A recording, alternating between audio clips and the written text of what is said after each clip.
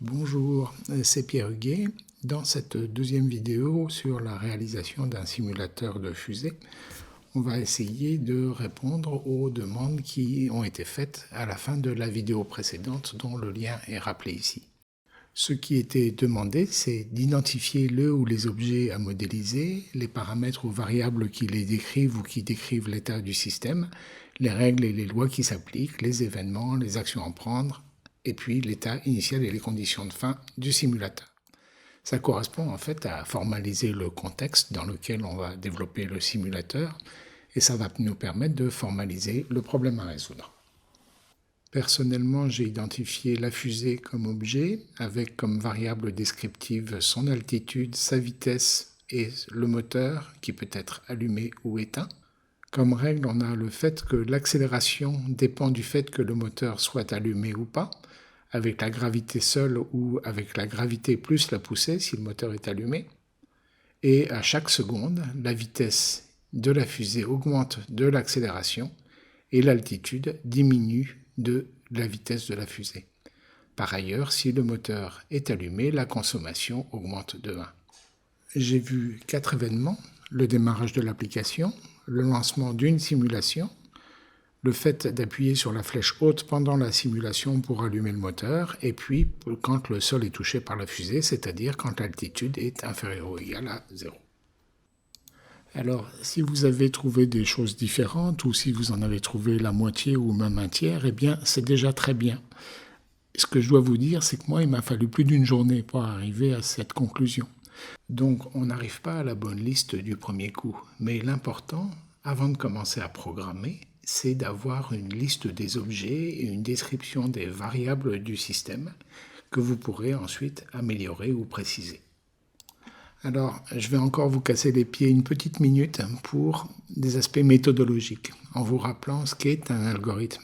Un algorithme, c'est une méthode générale pour résoudre un type de problème. C'est Wikipédia qui propose cette définition. Alors, dans la pratique, ça va nous conduire à plusieurs activités. Évidemment, ça va nous conduire à faire de la logique. C'est la partie qui est en bleu. Mais la notion de résolution de problème, elle implique d'autres activités. Quand vous êtes face à un problème qui est exprimé dans un cahier des charges, eh bien la première chose que vous devez faire, c'est décomposer ce problème en problèmes plus faciles à résoudre ou que vous pouvez confier à plusieurs personnes. Ensuite, vous allez regarder si chacun de ces problèmes ne ressemble pas à un problème que vous connaissez déjà ou que vous avez déjà résolu ou que quelqu'un d'autre a déjà résolu. Ça s'appelle en anglais le pattern recognition, ou la reconnaissance de formes ou la reconnaissance de problèmes similaires.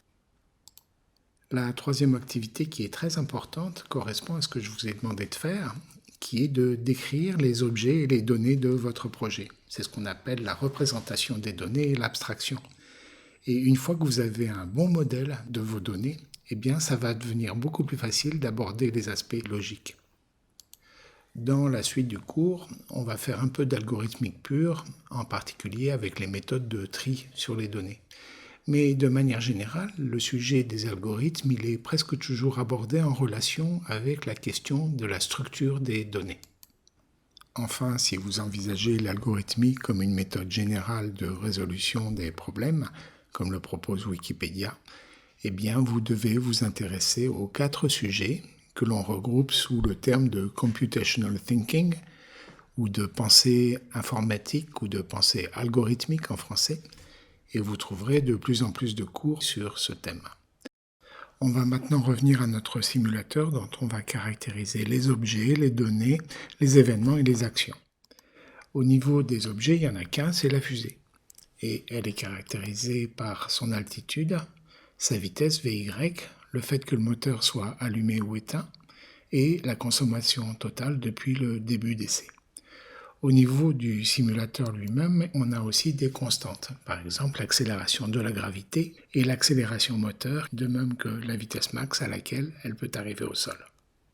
Donc ces données qui ne sont pas modifiables, on les écrit par convention en majuscules. Ensuite, eh bien, pour chaque essai, on a une altitude de démarrage, et puis on va compter le temps. Voilà pour la liste de nos variables. On va maintenant s'intéresser aux événements et aux actions et on va décomposer ces actions selon le principe qu'on a vu tout à l'heure.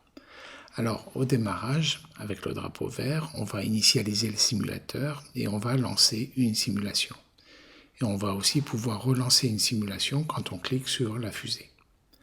Alors, chacune de ces actions, on va les décomposer. L'initialisation du simulateur va consister à initialiser les données constantes, la gravité, l'accélération moteur, la vitesse d'alunissage et l'altitude de départ.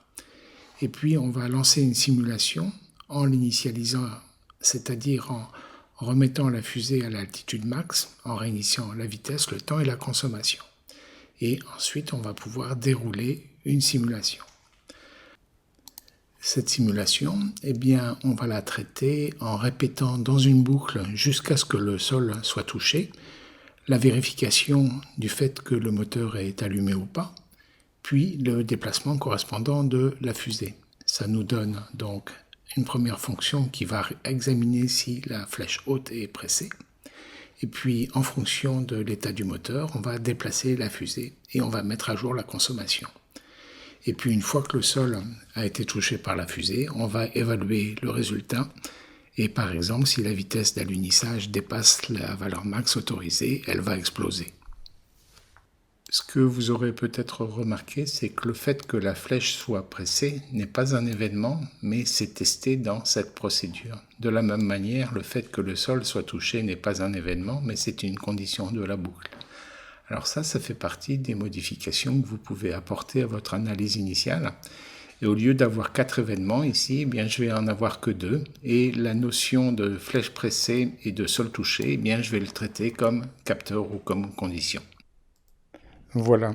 Dans cette vidéo, on a abordé les données, les événements et on a fait une décomposition fonctionnelle qui nous a permis de convaincre le client et on a obtenu le contrat.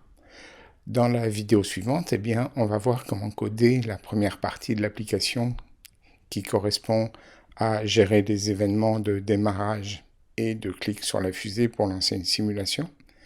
On va voir aussi comment initialiser le simulateur et initialiser une partie. Et il va nous rester pour la suite toute la partie algorithmique qui correspond au déroulement d'une simulation. On a vu que cette simulation, on va l'aborder avec une boucle et on va faire appel à 3 fonctions que l'on devra coder. Donc je vous donne rendez-vous pour la vidéo suivante dont l'adresse est indiquée ici.